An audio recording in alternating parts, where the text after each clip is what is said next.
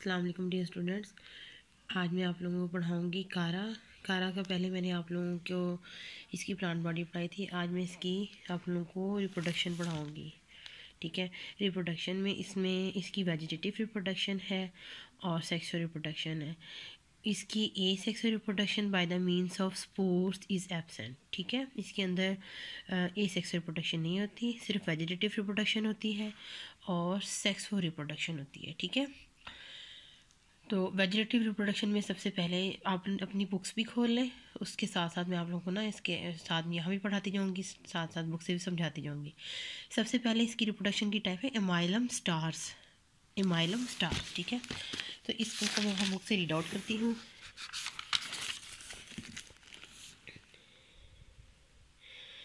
These are star-shaped group of cells developed from the lower nodes.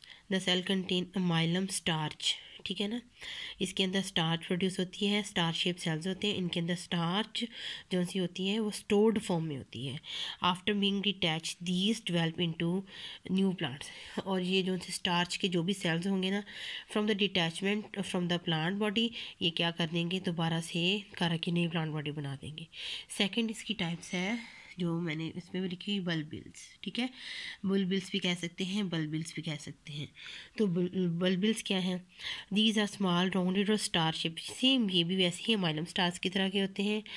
Tuberous bodies, ठीक है। Stored, जिस चीज़ में भी मतलब कि जो भी चीज़ स्टोर्ड फॉर्म में होगी ना, तो जैसे आलू देख लें ट्यूबर फॉर्म में है, इसी तरह ये भी ट्यूबरस बॉडीज़ हैं। That develop either on rhizoids Chara aspera और on stem nodes Chara baltica. These develop into new plants on detachment. After detachment from the plant body, ये भी क्या है, small rounded star shape cells होते हैं। इनके अंदर भी क्या होते हैं, स्टार्च ही इनके अंदर भी जो सी है आप कहेंगे कि इनके अंदर स्टोर्ड फॉर्म में होगी। ठीक है, तो ये after detachment from the plant body these will be develop into new Chara plant. अब तीसरा जो सा है, इसमें टाइप है secondary protonema. Secondary protonema, protonema में आप लोगों को बता दूं ये एल्गी की एक टाइप है। ठीक है, तो जो भी इसके ऊपर जो ऑर्गन बनेंगे ना, तो हम उनको कहेंगे ये सेकेंडरी प्रोटोनीमा, यानी कि वो उस एल्गी से मिलते जुलते होंगे। In some cases protonema like outgrowths arise from juvenile form में जो एल्गी होती है ना, और on the node of the primary protonema or from the basal cells of the primary rhizoids, these are called secondary protonema and develop a new plant like primary protonema। ठीक है, primary protonema एक algae की ही type है, यानी कि इस कारा के ऊपर जो सा है ना, वो उस एल्गी जैसा स्ट्रक्चर बनता है प्रोटोनीमा की तरह। तो उसके साथ सेकेंडरी प्रोटोनीमा भी बनते हैं, these are called secondary protonema. तो ये क्या है, on the detachment from the Chara these outgrowths also develop into a new Chara plant. देखें, ये रूट बुलबुल्स हैं, ये ट्यूबरस फॉर्म में है। स्टेम बुलबुल देख लें, ठीक है।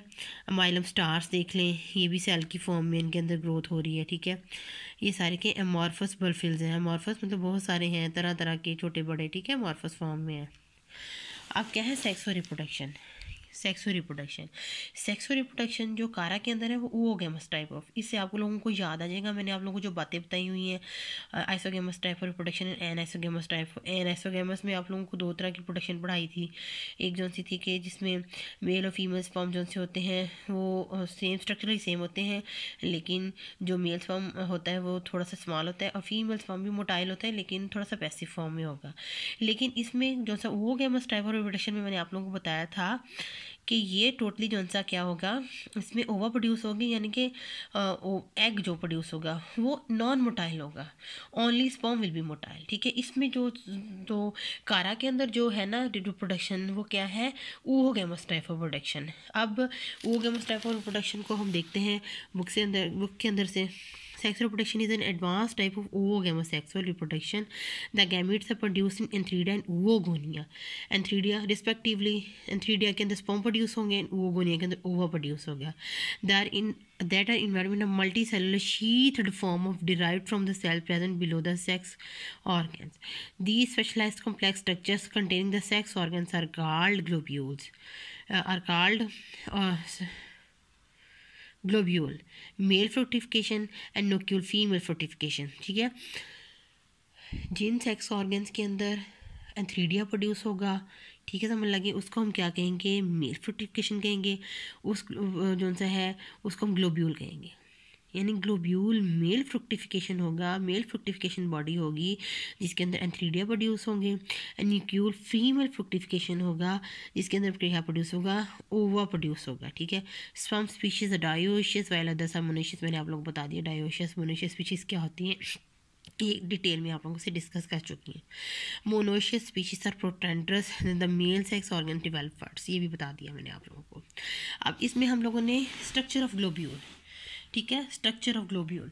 स्ट्रक्चर ऑफ ग्लोब्यूल में 3 से 4 किस्म की बातें हैं जो से डिफरेंट सेल मिलके इसको स्ट्रक्चर ग्लोब्यूल का स्ट्रक्चर बनाएंगे। इसमें सबसे पहले शील्ड सेल्ड है, सेकंड नंबर में न्यूब्रियम है, प्राइमरी कैपिचुला है, सेकेंडरी कैपिचुला है एंड 3 लेयर फिलामेंट है। ये 5 हैं इसके जो से हैं ऑर्गन्स कह लें, सेल्स कह लें, मुख्तलिफ किस्म के सेल से मिलके ये क्या है, स्ट्रक्चर ऑफ ग्लोब्यूल बना है।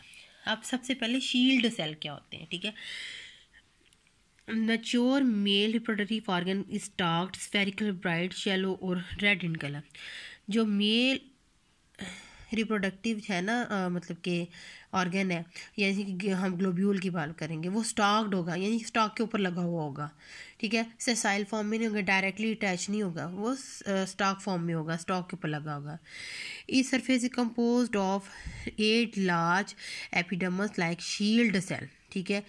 These cells contains incomplete anticlinal perpendicular to septa, ठीक है। यानी कि इनके अंदर जो सी है डिवीजन मतलब को फास्ट डिवीजन के ज़रिए बने होंगे, इसलिए हम क्या कहेंगे, ये इनकम्प्लीट एंटिक्लिनल जो सा है परपेंडिकुलर टू द सेप्टा, ठीक है।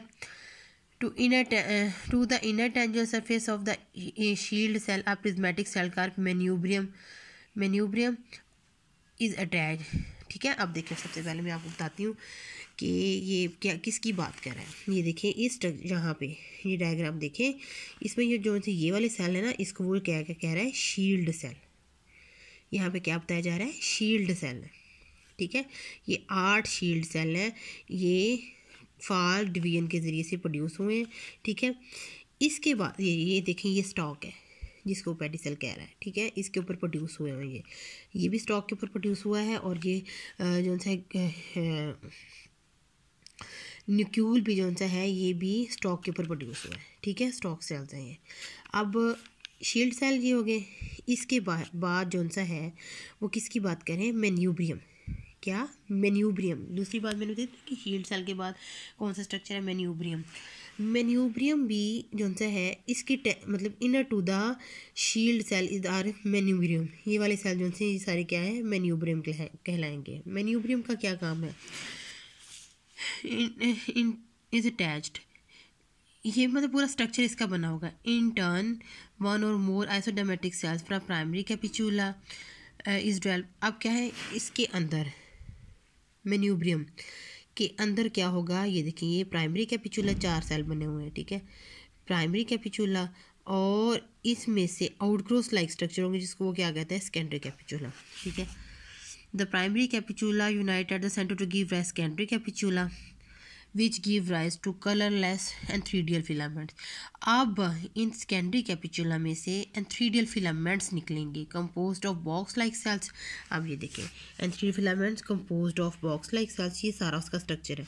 शील्ड सेल, मेन्यूब्रियम, ठीक है, प्राइमरी कैपिचुला, सेकेंडरी कैपिचुला, और इसमें से जो सा है क्या है, बॉक्स लाइक जो सा है शील्ड,